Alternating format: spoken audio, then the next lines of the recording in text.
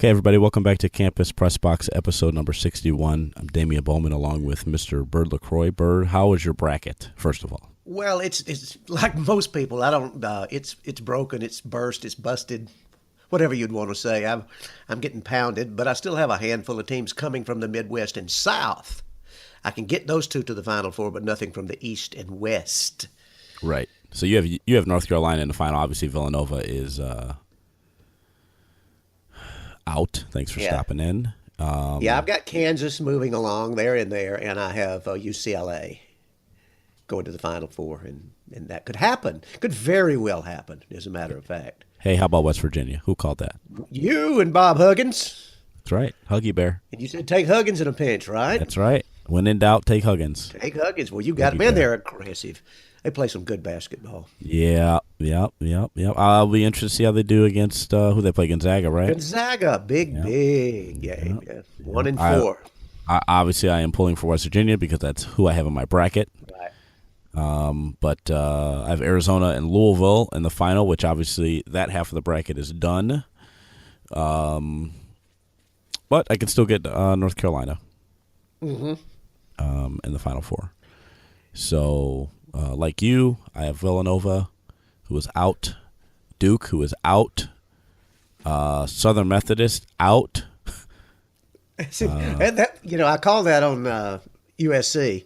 On the podcast last week, I said you got to watch that USC is what they can give. Even though I think we were talking, speaking of Baylor, but still, you called it. I never would have thought Southern California would have that kind of run. I never thought they'd be that good. Yeah, they gritty.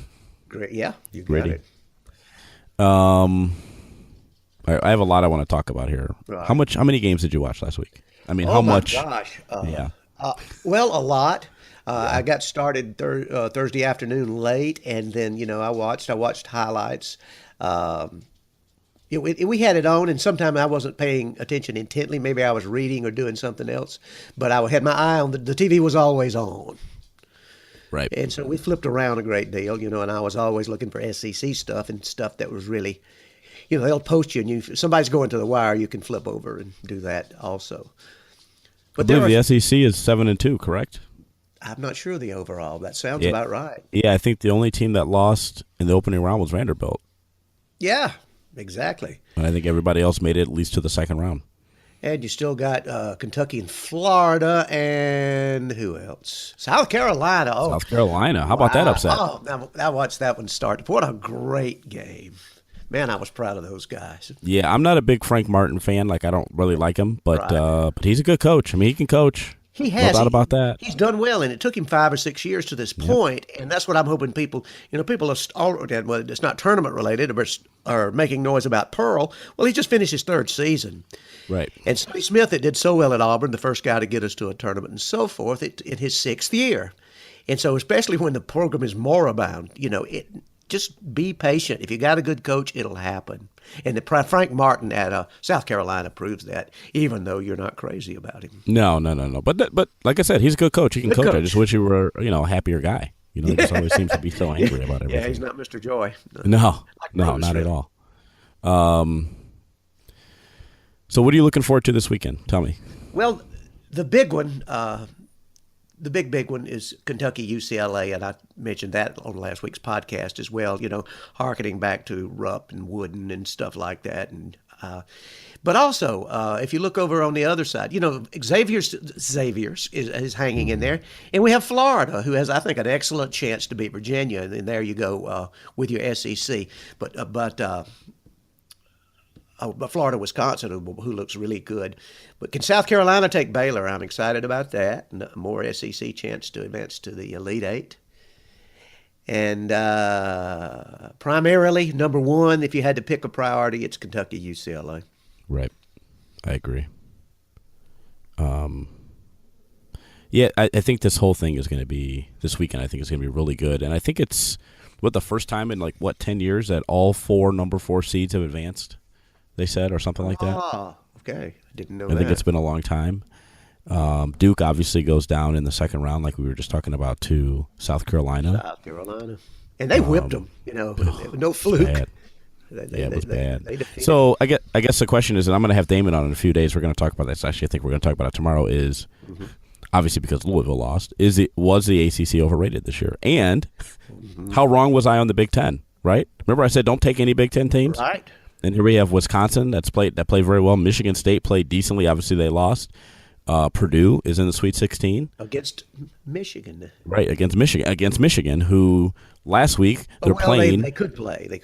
Michigan's got Oregon first. Yeah. Right, but Michigan. I mean, last week Michigan's plane is on the side of the runway, and they're playing a Big Ten tournament in practice jerseys. Yeah.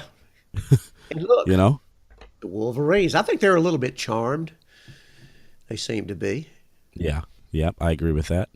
ACC. I mean, what do they have? What's the only ACC? The only team in is who? You got North Carolina. North Carolina, right? And that's the big boy. One of 8. Right? Then they have 8 teams that get entered, and they have one left. One the big left. bad ACC. Big surprise. And how far will they go? They got to play Butler, tough. Winter Kentucky, UCLA, tough. They could very well make it to the Final Four, but it is going to be a tough road to hoe. I'm really looking forward to UCLA Cincinnati. I think UCLA is going to have the work cut out for them. Oh, I'm sorry, UCLA Kentucky. Yeah, Kentucky is obviously beatable. Yeah. I think Kentucky looks very pedestrian against Wichita State. How bad was this tournament seeded that we had to see Kentucky and Wichita State in the first weekend? Yeah.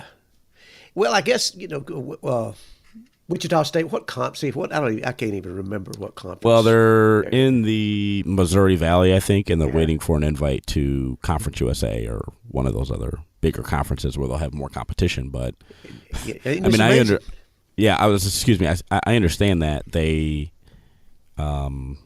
don't have the best competition in conference. Yeah. But if we look at more than just whatever that stat is, or RPI or whatever, I think that it's pretty easy to recognize that they're pretty good offensively, they're pretty good defensively, they're very efficient.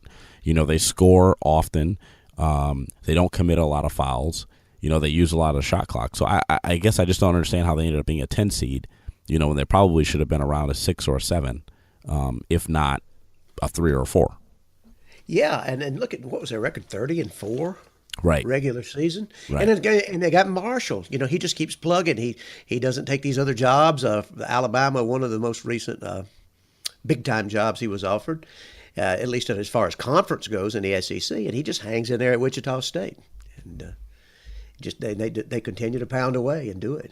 Always impressive when those guys stay, Yeah. Always impressive.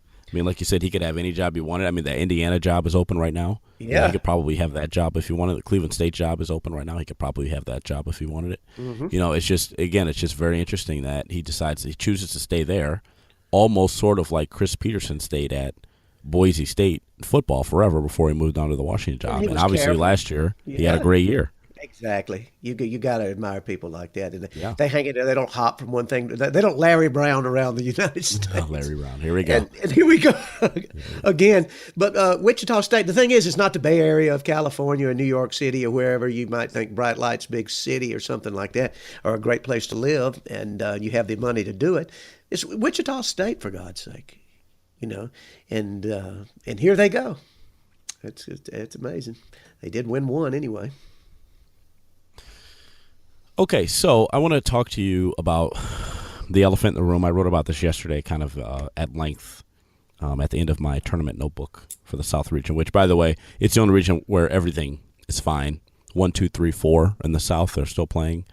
No other region. Yes, they are. Yeah, no other region even looks really close to that. 1, 2, 4, 11, Midwest Xavier. Stuff. Midwest, 3 out of 4. Yeah, and it's interesting because the West, I mean, we kind of thought really that would be the weakest conference or the weakest region, and here comes Xavier, who beat Florida State, who was overranked, right? Who barely survived Florida Gulf Coast. Yeah. Barely by 6. Arizona, who doesn't look great against St. Mary's, which, I mean, St. Mary's, everybody goes, who the hell is St. Mary's, right? Right. And then, who we just talked about, West Virginia and Notre Dame, which was a very good game, but West Virginia went up 10-0 right at the beginning, and they just kept scoring, which is what you need to do against a team like Notre Dame. Just keep scoring, make them come after you. But the game I want to talk about, and the other part I want to talk about, is the Gonzaga-Northwestern game, where they had the goaltending that was missed by the referees. How those 3 guys missed missed that call. I don't know. I didn't miss it, and that was live time for me. I didn't see the replay. I was watching live on that one. Yeah, Yeah, you know, yeah. Now, obviously, I referee basketball, and I know a lot of these guys who are working these tournaments. We make mistakes, right? We miss things. We are human, just like everybody else. There's that play, and then there's the play. What's the other big play? well, North Carolina, Arkansas, the travel charge, whatever it may have the been. charge block, absolutely. And look, let me tell you something. I was out with 4 guys yesterday. 4 of my referee friends. We were out at dinner, and that play came up, and the 3 of us, the 4 of us, the 5 of us argued about that play for 10 minutes, which only means to tell you that nobody knows exactly what it is. But let me tell you something. Blow your whistle, right? It's got to be something. Blow your whistle, yeah. Then talk about it if you have to. You don't want to be talking about it after the fact, and then Correct. Yeah. Correct. So I feel like this is the topic every year: is how bad is the tournament officiating? Obviously, I can speak from a very biased standpoint, but I want to get your unbiased, as a just normal Joe watching. How bad is the officiating in this year's tournament, Bert? Well, first, let me say that, I'm just Joe fan out there watching, and I've got a vested interest. I'm not gambling or anything, but if it's SEC bracket or whatever reason, I'm really particularly pulling for the offended team. Then I get worked up, and I'll scream, I'll point at the TV and yell at my wife, say, "Look at goaltending or what, charging, offensive foul, whatever." Yeah, we used to call it charging, and. But then you step back and take a look and let the dust settle and realize that, as you know as well as anybody, the game is moving so fast. It's got to be like a blur. And it gets down to what I call nut cutting time. And Right. People are really getting physical, and things are going on, and your head is spinning, and coaches are screaming, and the arena is packed. And so they do still tend to get it right. But some of this stuff is glaring, and it jumps out at you, and it kind of overshadows all of the stuff that they do right, when it's obviously wrong in some cases.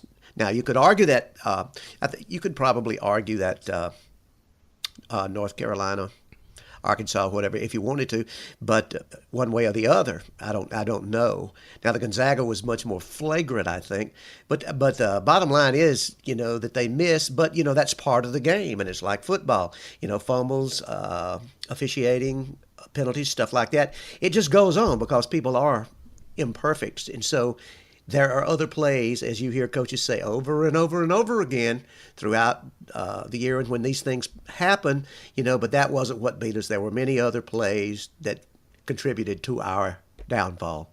So that's my overarching take on the whole thing.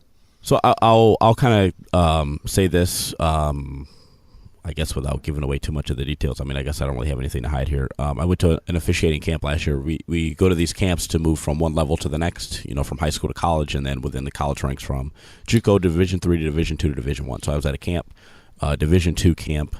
J.D. Collins was there. J.D. Collins is the national coordinator for officials on the men's side. There were several Division I officials. Actually, 2 of the 3 gentlemen who worked the national championship game were at this camp last year. And JD, there was a session with JD, questions and answers, and everybody wants to know how do you get in the tournament? Well, one, they take 100 of the best referees in the country. Only 100 worked the NCAA tournament from Tuesday, from a week ago to, I don't know, whatever the last day of the tournament is, April 5th or whatever that Monday is. And then from there, you progress from one week to the next based on your performance. Mm-hmm. So I think it's safe to say that the 3 gentlemen who worked that Northwestern Gonzaga game will not work. I think that is safe to say. I think that's a fair assessment. I think if just not that call, maybe enough in the other enough stuff in the rest of the game to maybe prevent them from moving on. Obviously, I don't know, 100%. In the Wisconsin-Villanova game, I'm looking at the names here. I didn't know who worked this game before, but Anthony Jordan, Pat Driscoll, and Greg Nixon. Driscoll works in the Big Ten. He worked the Big Ten. If he didn't work the championship, he worked the semifinal this year. Worked the Final Four 3 years ago. He will work next weekend. He'll probably work the Elite Eight also. But one of the things that Pat or JD says, is, to get from one week to the next, from one round to the next. So remember, there's 2 rounds per weekend. So to get from Thursday to Saturday or from Friday to Sunday, the crew, the individual and the crew, You need to be basically 98% correct. Now, to get to the Final Four, to work the final weekend, the Final Four, and the final, I believe, again, I'm quoting here, I'm trying to remember this here. I believe he said you have to have, as a crew, 99 or 98.9% accuracy, which means as a crew, you can miss 1.3 calls. Period. Boy, as a crew, 1.3 calls as a crew you can miss. So if it's me, you, and Seth that are officiating a game, we get to miss 1.3 calls. Oh, wow. You can't miss two. Can't miss two. Neither you nor I could miss. Right. Exactly. One person can miss, but that's the end of it. There's no such thing as 0.4. Correct. Exactly. So it's very interesting. One of my very best friends is works in the Big Ten. I have a few other friends who work in the Big Ten, the MAC, the Horizon, the Summit, the MEAC, everything that's associated with that consortium. And after every game, and I know they do this in the tournament because it's the same system they use in the Big Ten. They take their iPads in, they give them to the technician guy or whatever, and at the end of the game, when the game's over, that gives them their iPads back, and they have a breakdown of every whistle and who called it or who blew their whistle. The precision timing system that they use where the whistle stops the clock automatically records who blew the whistle, at what time in the game that was, and what the real time was, like the actual time. So 8:05, 8:07. Right. And then 24 hours later, again, this is regular season, their supervisor, one of their supervisors, does a breakdown of every single play, and within 24 hours they have a grade on every single play. 1, 2, or 3. 1's the best, 3's the worst. You don't want too many 3s, you get fired, you don't get to work the tournament. That's just the Big Ten tournament. So obviously it's a little different in the NCAA, but they get the breakdown of every whistle, of every play by the time they walk in the locker room. By the time they walk in the locker room off the floor, it's already on their iPad. My goodness. Right. Well, this is different from the days of yore, that's for sure. Right. So, again, yes, they're humans. They make mistakes. It's very difficult. The job is not easy. There's a lot of people who want that job because the money is very good, obviously. Some of those guys make $400,000 a year in 4 months of officiating. It's very good money, obviously. But the cream rises to the top, doesn't it? The cream rises to the top. So, I mean, we'll look at the guys this weekend, and yes. I'll be thinking about those things. That gives me something to... he missed one. He missed one, but it doesn't matter what I say. Right. Well, and that's the thing, right? And if we go back to that Arkansas play, what was that? Arkansas, North Carolina, or whatever. That block charge travel. I mean, if you just look at your Twitter timeline when that play happened, you would have seen block charge and travel by 50 people all at the same time, right? Yeah. Because, and that's with replay, and that's why I said in the column, like, you and I have the luxury of replay and beer. Those guys don't have that. They don't have replay on those block charge plays or any of those plays. For the most part, I mean, they have to make a decision, and then if they think it's bad enough or if it's within the rules, they can go back and review it. Okay, so what was your call on that play? Of course, again, you have hindsight, but block. Block, yeah, okay. I thought it was pretty easy to block. I thought, now again, this is me. I used to work college basketball. I don't anymore. I work high school now. But to me, all the contact was in the shoulder. And to me, if it's a charge, take in the chest or get out of the way. If you can't take the contact in the chest, it's a block. The travel came after all the contact, so the travel's eliminated. That's out. Yeah. What'd you think? At the time, I thought travel. Okay, that's fair. But then, looking back again when the dust clears and you can settle in, you get commentary. But again, guys don't have that luxury. So again, it is really incredible, the job that is done. Right. And they are going to miss, and you really don't want to miss at that time. You may want to miss a ticky-tack, foul. What about the shot that was seemingly altered? You remember that one? Oh, so that was was that the Wisconsin game? No. No, that was the North Carolina game also, wasn't it? I believe it was North Carolina. I don't think who's shooting. The underdog is shooting. I'm trying to put the replay. I should have thought of it before the podcast. Arkansas. North Carolina, Arkansas. North Carolina, Arkansas. Arkansas did not score a point. Yeah. And a lot of that was Arkansas's fault, strategy and so forth. I mean, come on. They didn't set plays. They just came down there, playing that Arkansas hell-bent for leather style of basketball, which does work well, but then they could have seemingly set it up. But yeah, that was Arkansas. And what did you think again of the call though? So okay. So here's a play for people who didn't see it. I'll put a link to the video in the play. Arkansas shoots the ball. Bo Borowski and Lamont Simpson are two Big Ten referees are on this game. And Deron George, I'm not sure what conference he works in. I can't remember. But Bo and Lamont are on this game. They're two very good referees. Lamont used to work in the D League and the WNBA as well. So this kid from Arkansas shoots a three. Bo's at Troy standing right there. The ball was it short or wide of the basket? I can't remember. Or went right out of bounds, right? Yeah, it just didn't get near. Didn't get near the rim. I think that would have termed it technically an air ball. An air ball, right? Yeah. Okay. So Lamont says out of bounds, North Carolina ball, and then Bo says, I think it was tipped. Ooh. So they go to the monitor, right? Because here's the thing: it's Division I basketball. It's the NCAA tournament. Like you have to be really bad, or have a really bad shot for anybody to shoot up a 3-pointer and it to not even hit the rim. And the ball, as you noticed, didn't have spin on it. Didn't have any spin on it, right? So something happened, right? Maybe something happened. It appears something happened. It appears something happened. So they go to the monitor and they can't tell. Well, when you look, it's inconclusive. Inconclusive. That's what I mean. They can't. It's inconclusive. I guess we're going to go. So I believe, and here's what I think. I think the contact was hand to hand, which is not a foul, right? High fives, as they call them. Right. And I again, we all saw the same video. They have a better look at it than I did.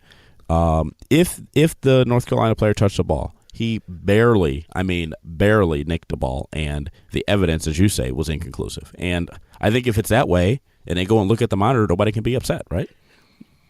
Correct. That's the way that's the way the ball bounces, and right. It would have to be like football, indisputable evidence, right. Clear and convincing, or whatever they call whatever the standard is. Right. Exactly. Yeah. Yep. Irrefutable or 100, whatever that is. So it's interesting. I mean, again, these things happen in such speed, and I challenge everybody who criticizes officiating from their couch. I always say this. I say, if you think you can do this, go to an NBA game. Or go to a Division I game, a Power 5 game, and go by the court for 1 minute, right by the court, and see how fast those guys are going. And just remember that the officials in those games are running with those guys and getting into positions and trying to get angles on what 10 bodies are doing who are going 1,000 miles an hour. Maybe he's a middle-aged guy and he's not in such great shape, or maybe a contact lens gets blurry. But, the infinite amount of factors that can play into a situation like that is incredible, like it is in life. It's just, and such it is, and it's just sports, but it's fun to be passionate about, but it's not life and death. And actually, that's interesting that you mentioned middle-aged and not as fast as he used to be, because there's another story from this camp that JD was at where he was talking about another Big Ten official who retired a few years ago who's very famous that everybody knows.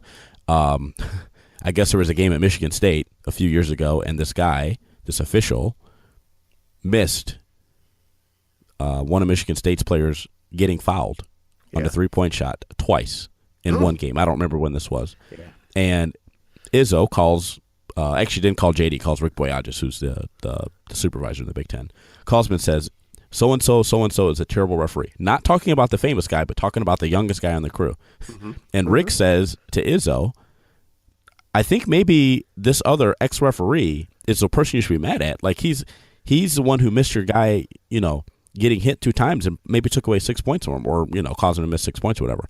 And Izzo, again, this is all paraphrasing, so don't quote me on any of this, basically says, well, I like that guy. I trust him. He's been around forever. Well, and I think that's part of the problem. Yeah. That's part of the problem is that, and again, this is not against any of these guys who have been around forever, but the part of the problem is, we get used to these guys who referee these games. And by the way, they get used to a reputation. Correct. And sometimes they're not held accountable, and sometimes we punish the new guys when they're right because the coaches don't trust them. And guess what? Those guys are probably better officials than the guys who have been around for 30 years. I can relate to that in a job, being new and being trained and getting out there in the field and starting to work. And then, boy, you're catching this and that. And I was an inspector with AAA doing hotels and restaurants. Restaurants, you just food service and decor. You just, interact, go to the kitchen or anything. But at the hotel, you're looking under beds and looking at decor, and you're giving it a rating. You're giving it a housekeeping rating. And when you come out of training, boy, you're in there. And your manager will tell you, He said, call it like you see it, because you were just out of training. You know what you're talking about. You're going to get Right. better with experience. He said, as a matter of fact, when I look over some people's reports, somebody that's been around 15, 20 years, and I can attest to that, being around 15 to 20 years, you can tend to get lackadaisical and miss stuff that you shouldn't when you come fresh Right. out of the chute. And so it's just so many in life, it's just so many factors that go. So we always say in officiating, the best officials are the new officials because they have the rule book down. They read it. Oh, Front to you read back. it at night. Yeah, you're, I mean, you're reading in your room. People are out, telling war stories at the bar. Oh my God, what about this? Okay, yeah, blah, I gotta be ready. Yeah, right, right, right. So I think that I mean, obviously I didn't mean to derail that whole conversation, but I think that it's important for people to kind of sort of understand the many things and many factors that those guys have to go through. And yes, like I said, those guys make a lot of money, and I get it. Yeah. But you know what? The president makes a lot of money, and nobody wants that job. So it's not as easy as you think it is, and it's not as black and white. And by the way, they hate every team. You know what I mean? Like I hate every team that I referee, and I hate every kid. It is what it is. Or I like every kid. Whatever makes everybody feel good. You Nobody know what I mean? likes you. Exactly. Yeah. Right? You're the Half the bad arena is guy. going to be upset when you blow your whistle, and the other half is going to love you. And then when you blow it again, that half that just loved you, they hate you now. Yeah, yeah. When the zebras take the field, boo. Right. Exactly. All right. So let's get back to business here. Let me get my notes out here. I'm sorry. Oh, that's all right. That was interesting, and I would really encourage. I'm going to encourage people to listen to this because get a sense of balance on this whole officiating thing. Now, Arkansas is not going to feel good about it, and No. but but it's like in any sport. Give yourself or anything, give yourself time to cool off and let the situation settle, and congratulate the other team, and it'll run its course. Right. And go back and look at the film. Yeah. Like take an objective view and look at the film and go, all right, I don't agree with that decision the referee made, but I can see why, or I can see where they got that decision from. Mm-hmm. Again, 50-50, you're not going to like it, you are going to like it. It is what it is. You pass on some things. Actually, there was a play in the Baylor game the other day that I thought was ridiculous. I can't remember the kid with the dreadlocks, absolutely fouled a kid from USC, and then the referee passed on it, and then the ball goes out of bounds on the USC kid, and he gives the ball back to USC, so he doesn't give the other kid his fourth foul. And you know what? I can tell you this. Coaches absolutely hate when you do that. Yeah. Because, one, they would rather have the foul. Both coaches would rather you call a foul than save their kid, because a foul is a foul and everybody on TV can see it and everybody can see it, right? Yeah. It is what it is. That's what we say in the tournament. It is what it is. Mm-hmm. And then when you do that, when people say let the kids decide the game or whatever, that's one of those things where the kids are deciding the game, and you are deciding not to let the kids decide the game, if that makes sense. Yeah, very much so. And I love it when there's like a drive to the basket, like with 2 seconds ago, and this kid like gets absolutely destroyed, and the referee blows a whistle, and everybody says, "Let the kids decide the game." Well, didn't the other kid decide to take this other kid's head off on the way to the basket? Exactly. There's a limit to let them play. Right. Yeah. Right. Exactly. So CBS Sports reseeded the top 16 seeds, or the remaining 16. Uh-huh. I don't know if you saw this article that I sent you, but they, I will read them. Not the way they're seated. Right. They took all the six. Reseeding. Correct. They reseeded. So number 16, I'm just going to read from 16 to 1. You can tell me if you disagree with any of these. Number 16 is South Carolina. Number 15 is Xavier. Number 14 is Wisconsin. Number 13 is Michigan, which I think is very interesting. I think Michigan, could be higher, and I think the writer actually says that. Actually does. Feel foolish putting Michigan this low, but I have to take the whole season into account. I agree, but if this were Tom Izzo, they would be higher. What's that? Wisconsin's a pretty good basketball team, too. Wisconsin as well. Underseeded as a number 8. I agree with that. Oregon, man, I can't believe, one, that they were a number 3 seed, and 2, that they're still in the tournament. I have no idea how that happened. Yeah, you and I both had them losing to Iona. Right, exactly. Yeah. And they should have lost to Rhode Island, except for Rhode Island was dumb, I think. Butler, very interesting team. They've been really good, but they've had bad losses, right? Yeah, and they got middle. They got an upstart middle. And Winthrop, they hadn't been, terribly challenged. We'll find out soon enough on the 24th. They're going to play Carolina. So Right. Butler number 10. Butler and Iowa State. How about that game? Iowa State. That was a good game. Good game. Yeah, very good game. Purdue and Vermont also was very good. Baylor number 9. I think they could be higher. I mean, they have, what do they have, like They were a 8 or 9 seed, top 50 for wins? God's sake, Yeah. They're just, I don't know. I just kind of feel like that that game against USC, like I don't know. But I like Scott Drew a lot. Like, it's hard not to like him. And I think he's doing good things at Baylor, a school that needs it. You know, some distraction away from football and that bad athletic department and everything else. I think this is a good move. At number 8 are your Florida Gators, your SEC Florida Gators. Yeah, doing better. Florida got pushed around a little bit in the SEC a couple of times, particularly by Vanderbilt.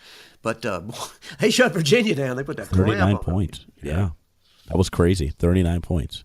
Unbelievable. North Carolina, that's crazy. Number 7. 7? Number 7. Well, if they're not top 4, 3, what? Wow. Well, I think that they're taking into account that the rest of the ACC is gone.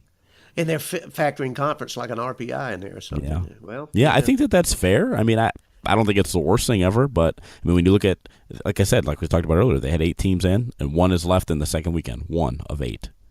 And the Big Ten, who I thought was terrible, has 3. Yeah. Mm-hmm.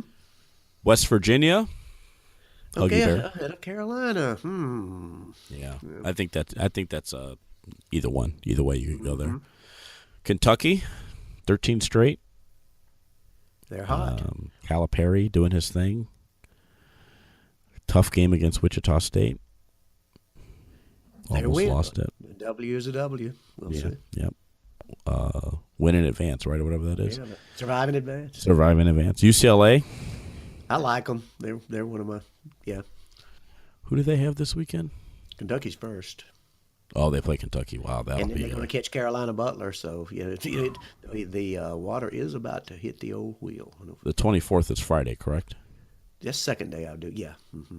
Yeah. Wow, that'll be a good game. 9:39 at night. Man, I'll be at the high school state tournament. Oh. Yeah, the finals are this weekend, so I'm going to miss part of this. But that's all right. It'll be on in the arena somewhere, I'm sure. Oh, yeah. Arizona, number 3. I like Arizona a lot. I have them in the final. Yeah. I have them winning. I know you think I'm crazy. Well, hey, go ahead. I would have put them behind Carolina and Kentucky, at least. Yeah, but I think that Arizona gets the higher one here because they're in the West, and it's just them and Gonzaga. Yeah. And then in Kentucky and UCLA, they may not even make – well, I think they both will obviously make the Sweet 16, but one of them will not make the Elite 8 because they play each other. They play each other, and there's that weak region, and so they're Right. coming out of the weakest region. Right. So, and then number 2 is Kansas, who looked absolutely ridiculously good this week. I cannot believe. Held UC Davis to 62. And then whipped Izzo. Whipped Izzo by 20. Yeah. I mean, Purdue. Now we're going to find something there. Yeah, I'm very Matt Painter and Bill Self. Now this is typically where Bill Self makes his exit. Bye, folks. Right. Thanks for stopping in. We'll see you next year. I know this game's in my backyard, but I got to go golfing already. I think that. I think this is where this comes in for him. So that'll be a great game. I'm going to talk to Damon about that. Damon's going to actually, break down some of these games. Bert and I are just kind of taking the layman's point of view here. And then at number 1 is Gonzaga. No. No? We got coming out of the West again. No. They got by Northwestern. Well, I don't know what they did. What South Dakota State doesn't really matter. For some reason, I just don't trust them as much as I do Carolina or UCLA. But that's just me. I don't know. They're tough, but they are a big, strong basketball team. Though. Yeah. And they got some mountains on there. Underrated. I think this is probably underrated. It's Gonzaga. It's not. Even though they have been around a while and established a reputation, it's not Carolina, UCLA, Kansas, that kind of thing. It's Kentucky, but they got a great ball team. Right. Yeah, I agree 100%. All right, so let's go through this. Let's make some picks here. We'll start in the East. Mm-hmm. Wisconsin, Florida. Boy, I'd love to see my Gators, but I'm thinking whiskey. All right, I'm taking Florida. Okay. Hey, thank you. Yeah, I'm going to take Florida here. Definitely pulling for him. I'm hesitating a little there for some reason. Yeah, Don't beat Villanova for God's sake. yeah, yeah, yeah. But look what they did to Virginia. Look what Florida did to Virginia. Yeah, that's You true. know. The defense. That'll be a physical game. Yep. That is That's Friday. Friday night also. Yeah. All right, South Carolina and Baylor. Oh man, I can't do this to the SEC again. Boy, where's my upset going to be? Is it going to be South Carolina? Are they the Cinderella? Yes! I got to go. I get South Carolina upset. I think you're crazy. Yeah, it is crazy. Absolutely. I got to Give pick me one. Baylor. I got to pull one out of my rear end. Yeah, give me it. Baylor. Yeah. Give me Baylor or give me death. Okay. Kentucky and Purdue. Kentucky, UCLA. Kansas, Purdue. Or Kansas, Purdue. I'm sorry. That's all right.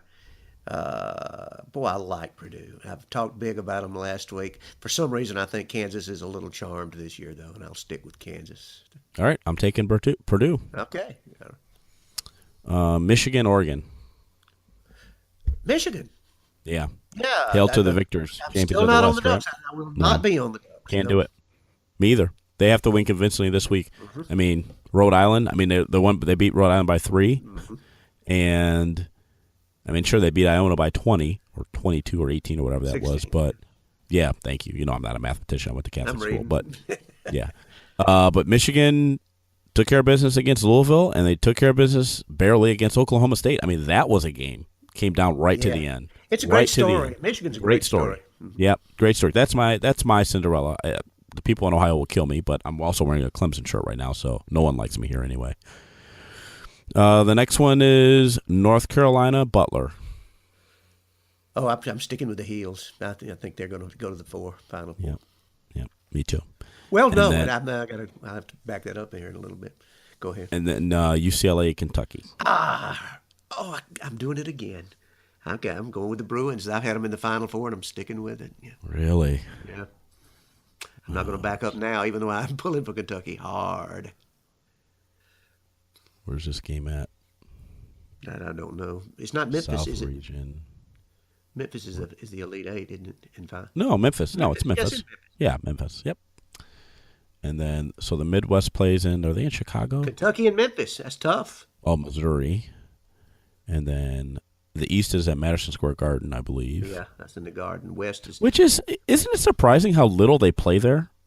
It is very surprising. You know, the NIT is what you think there. Right. Well, the NIT will play their finals there. Yeah. But you don't think NCAA. You know, Right. you think Indianapolis. You think Heartland, and a couple of coast games, East Coast, West Coast. You don't think New York City. Where are they playing out west here? Where's this game? San Jose.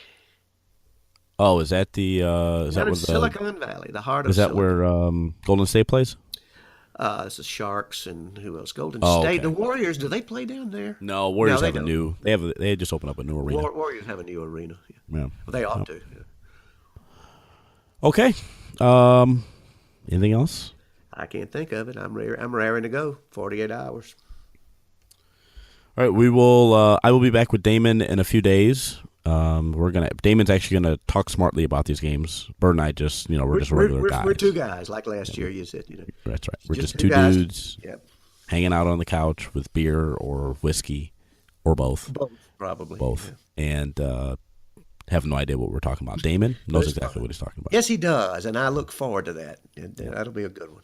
He's very good. So, Bert, tell everybody where they can find you. On Twitter at Autull, Autull. My personal website is birdlacroix.com. And then here at campuspressbox.com.